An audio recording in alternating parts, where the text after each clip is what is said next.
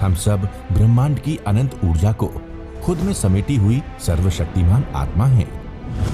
हम सब में आत्म तत्व विद्यमान है। हमारे पुरखों ने ध्यान से समदृष्टा बनकर पूरी मानव जाति के कल्याण का बीड़ा उठाया है। आइए आचार्य भगवान डॉक्टर शिव मुनि महाराज साहिब के सानिध्य में हम भी महान आत्म ध्यान अनुष्ठान का हिस्सा बने।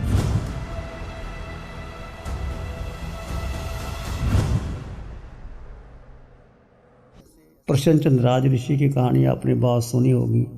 प्रसन्नचंद्र राज ऋषि को वैराग्य आ गया, अपने बेटे को राजपाट सौंप करके दीक्षा ले ली और ध्यान में खड़े हो गया। उधर दो सेवक सुमुख दुर्मुख उन्होंने देखा, किसी ने एक ने तो देखा सुमुख ने कि देखो कैसा ध्यान में खड़ा है। दुर्मुख ने कहता क्या ध्यान में खड़ा है, अपने बेटे को राज दे दिया, उधर से चढ़ाई कर दी।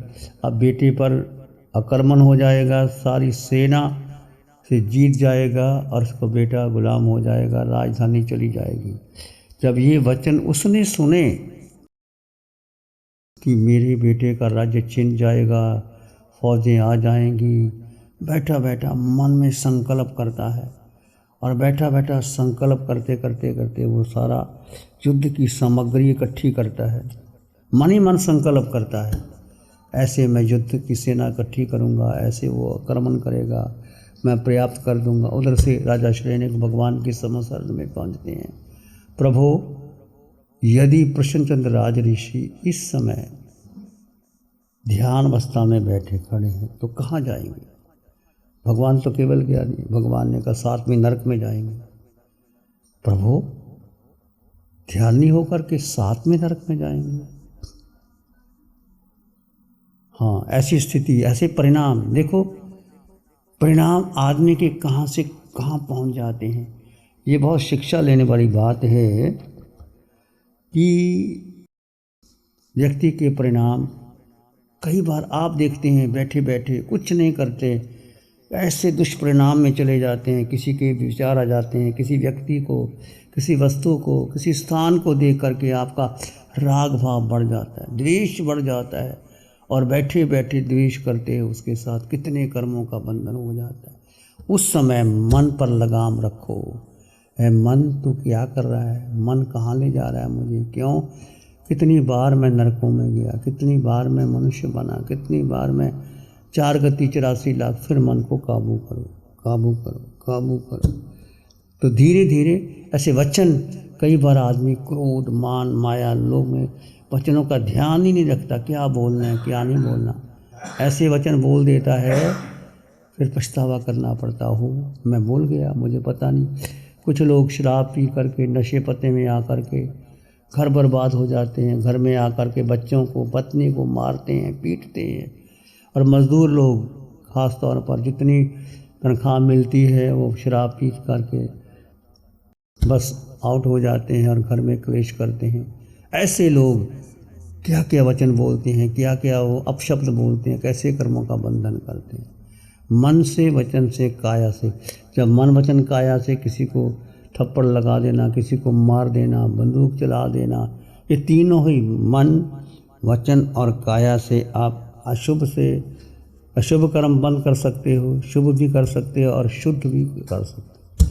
शुद्ध के मन वचन काया के पार जाना, उसके पार चले जाना और उसमें मन वचन।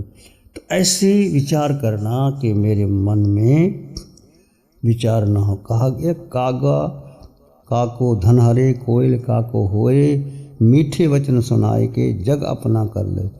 कोयल काली होती है, छोटी सी होती है, और कौवा बड़ा होता है, वो भी काला होता है।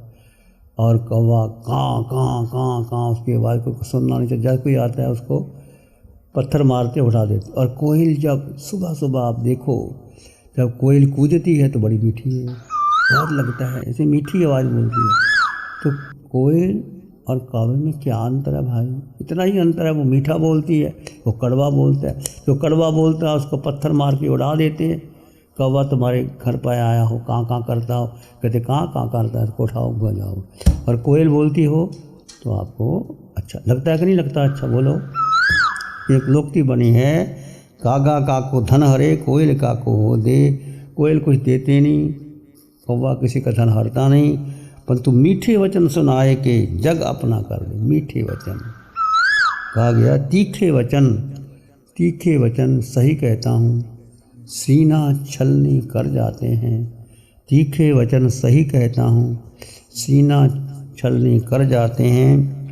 मर्रम प्यार का मिल जाए तो घाव हृदय के भर जाते। किसी को कड़वा बोल लो, काना, कड़वा, कसैला, कितना दुख हो। इसलिए बहुत विचार के बोलना। ये छोटी सी जबान के तीर का, तलवार का तो घाव भर जाता है, परंतु जो वचन बोल दिए वो जन्मों जन्मों तक रहता है। द्रौपदी ने इतना ही कहा था, पकड़कर हाथ में लकड़ी करो इमदाद अंधे की। ये अंधा तो नहीं मगर औलाद अंधे की। दुर्योधन को इतना क्रोध आ गया, इसका बदला लूँगा, कैसे मुझे ऐसे वचन बोल दिए। महाभारत खड़ा हो गया। यदि द्रौपदी ना हंसती, ये वचन ना कहती, तो इतना महाभारत ना होता। खैर, जो नियति को मंजूर था, तो किसी को कड़वा वचन नहीं बोलना, मीठा वचन, मधुर वचन बोलना। तीखे वचन सही कहता हूँ सीना छलनी कर जाते हैं। मर्रम प्यार का मिल जाए तो घाव हृदय के भर जाते। पंजाबी में कहा, इस पृथ्वी पर 3 रतन है आला उमदात। इस पृथ्वी पर 3 रतन है आला उमदाते अनमोल। पहला पानी अन्न, दूसरा तीजा मधुर प्यारे बोल। पहला पानी अन्न, दूसरा तीजा मधुर प्यारे बोल। लेकिन मूर्ख पुरुष जगत विच जगत जनानू कहंदे ने। लेकिन मूर्ख पुरुष जगत विच रतन जनानू कहंदे ने। ओ पत्थर दे दर दर उदर रुलदे रहंदे ने। ओ पत्थर दे टुकड़े दर उदर रुलदे रहंदे ने। पंजाबी में कहा, इस पृथ्वी पर 3 रत्न है आला उमदाते अनमोल। पहला पानी, कोई प्यासा आदमी आपके पास आता है, उसको ठंडा जल पिला देते हो, कितनी वो शांति से भर जाता है, कितनी आशीष देता है। दूसरा अन्न, तुम्हारे पास भोजन है, आप भोजन करते हो, किसी को साथ भोजन करवा देते हो, उसको कितनी खुशी मिलती है। पहला पानी, दूसरा अन्न, तीसरा मीठे वचन। कोई बहुत दुखी है, बहुत विपत्ति से भरा हुआ है, उसको पास बुला करके मीठे वचन कहो, प्रेम से बात करो। तुम्हारे घर में वृद्ध माता पिता है, रोगी है कोई, उसके पास बैठो, उसकी बात सुनो, हाँ करते रहो। वृद्ध माता पिता की बात सुन लो, इतना ही काफ़ी है। वो कहाँ जाएंगे वो, चाहे तुम कितने बड़े ऑफिसर बन जाओ, चाहे वो कितना बन जाओ। भारत के प्रधानमंत्री 100 बरस की माँ के पास जाते हैं, उसका आशीष लेते हैं, उनके हाथ से खाना खाते हैं, वापस आते। एग्जाम्पल है एक। तो हमें भी माता पिता का आशीर्वाद लेना चाहिए। माता पिता और गुरु, 3 का कर्जा चुकाया नहीं जा सकता। और चौथा स्वधर्मी का, जिसने आपको जीवन में ऊंचा उठाया है। ठानंग सूत्र में 4 का कर्जा चुकाया नहीं जा सकता। इसलिए मीठे वचन तो बोल सकते हो, चलो पानी अन्न नहीं दिया, मीठे वचन बोल करके किसी को ऊंचा उठा सकते हो। तो प्रसन्नचंद्र राज ऋषि जब ये वचन सुने, ओहो युद्ध हो जाएगा, सेना आ गई, अपनी सेना तैयार कर ली, युद्ध हो गया, घमासान युद्ध कर रहा है। तो भगवान से पूछा राजा श्रेणक ने, भगवान ने कह दिया 7वीं नरक में जाएगा। प्रभु 7वीं नरक? धीरे धीरे करनी, 6वीं में, 5वीं में, 4वीं में, 3री में, 2री। उसने सोचा मैं क्या कर रहा हूँ, और जैसे वो हाथ उठाया उसने अपना शस्त्र चलाने के लिए, देखा तो कुछ है ही नहीं, सिर था अकेला, सिर पे पश्चाताप करता है, अंतःकरण से पश्चाताप करता है। देखो 7वीं नरक का बंद करके धीरे धीरे ऊपर आता है, और पहली नरक सातवीं से छठी, पाँचवीं, चौथी, तीसरी, दूसरी आता हुआ सारे कर्म क्षय करके देवदंड भी बन दिया कि मोक्ष चला गया। ये भावों की तरतमता, भाव, आलोचना, प्रतिक्रमण, प्रायश्चित यदि आप तप ना कर सको, आलोचना, प्रतिक्रमण, प्रायश्चित जरूर करो। भगवान की वाणी में आलोचना सुनो, बार बार सुनो, अंतःकरण से सुनो। भाव प्रतिक्रमण छोटी सी पुस्तक आपको दी हुई है साधना सूत्र की, वो पढ़ो। जब भी आपको मौका लगे पढ़ो। सवने नाने विनाने या पचकाने या संयमे अणहे तवे चे वदानी अक्रिय सिद्धि। सुनना, भगवान के वचनों को सुनना, सुन करके ज्ञान प्राप्त होता है, ज्ञान से विज्ञान प्राप्त होता है, विज्ञान से फिर आप प्रत्याख्यान लेते हो कि मुझे छोड़ देना चाहिए, फिर संयम ग्रहण करते हो, फिर अनाश्रव आश्रव छोड़ देते हो, अनाश्रव में संभ्र में आ जाते हो। वो दाने करके अक्रिया सिद्धि, तप की व्यवधान करके, तप करके, अक्रिया क्रिया से रहत हो करके अयोगी केवली सिद्ध गति में प्राप्त हो सकते। 14 गुण स्थान का संक्षेप में वर्णन है।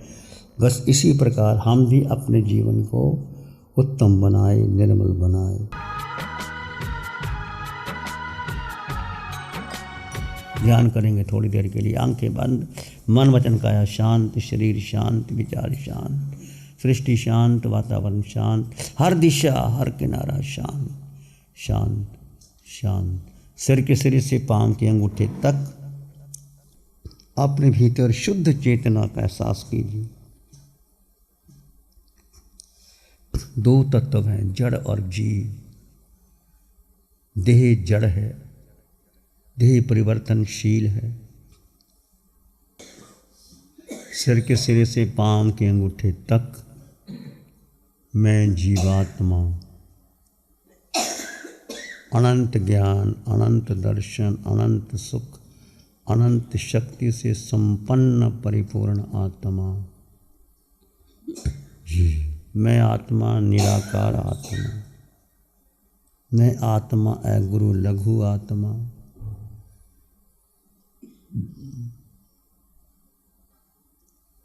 दो तत्व साथ में हैं पर दोनों जुदा जुदा हैं। आत्मा है तो देह का अस्तित्व है, आत्मा ना रहे तो देह शमशान की राख हो सकती।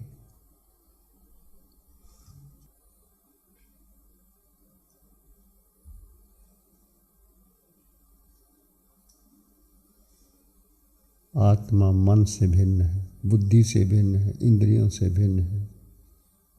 मन में विचार आए तो आने देना, जाए तो जाने देना। आत्मा का स्वभाव मात्र दृष्टा है, केवल जानो और देखो। जानो अपने आप को,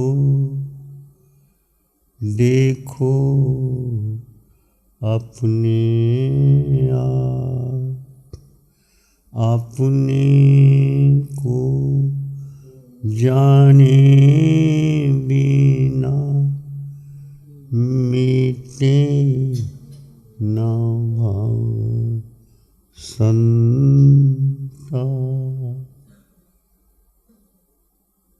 केवल जानो और देखो। आत्मा का निज गुण है, उसमें रमते रहो, चलते रहो। अपने भीतर मंगल का भाव लाएं, प्राणी मात्र के लिए मंगल की कामना कीजिए। चित्त हमारा शुद्ध हो सद्गुण से भर जा। चित्त हमारा शुद्ध हो सद्गुण से भर जाए। सेवा करुणा प्यार ही मन नस लहरा। सेवा करुणा प्यार ही मन मानस लहरा। सबका भला हो, सबका मंगल हो, सबका शुभ हो। इसी में एक लंबा गहरा सांस लें। अरिहंत परमात्मा के चरणों में अनंत कृतज्ञता ज्ञापित करें। एक और लंबा गहरा सांस। अरिहंत परमात्मा के चरणों में नमन और वंदन। दोनों हाथों को आंखों पे ले जाएं। हल्का सा स्पर्श, धीरे से आंखें खोल सकते हैं। नमो अरिहंतानंग, नमो सिद्धानंग, नमो आयरियानंग, नमो वज्रायनंग, नमो लोहे सब सावनंग। धम्मो मंगल मुकीठम अहिंसा संयमो तमो देवावित्तं नमं संति जस धम्मे श्यामनो। श्री चत्तारी मंगलम, अरहंता मंगलम, सिद्धा मंगलम, साहु मंगलम, केवली पाणत्तो धम्मो मंगलम। चत्तारी लोग उत्तम, अरहंता लोग उत्तम, सिद्धा लोग उत्तम, साहु लोग उत्तम, केवली पाणत्तो धम्मो लोग उत्तम। चत्तारी शरणं पवज्जामि, अरहन्ते शरणं पवज्जामि, सिद्धे शरणं पवज्जामि, साहु शरणं पवज्जामि, केवली पाणत्तं धम्मं शरणं पवज्जामि। चारे शरण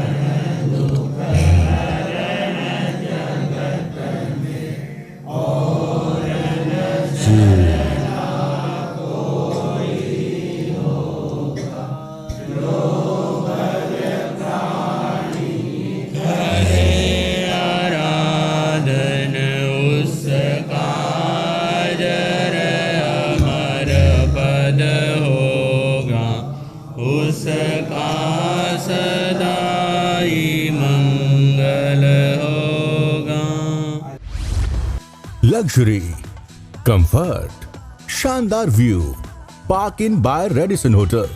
अपनेपन का एहसास, यहां बिताया हर पल आपके लिए होगा खास। यहां के अमेजिंग रूम्स, बैंक्वेट हॉल, तमाम प्रकार के प्योर वेज जैन फूड। जिंदा दिल लोगों के खूबसूरत शहर सूरत में रेडिसन ग्रुप की स्टार रेटेड लग्जूरियस होटलों में सबसे अग्रणी है park in by Radisson hotel. एक बार अवश्य विजिट करें। सूरत अडाजन में park in by Radisson hotel. Project by Sumeru group, Shri Babulal Mandot, Surat. गुरु हमको ऐसी कृपा दृष्टि दे।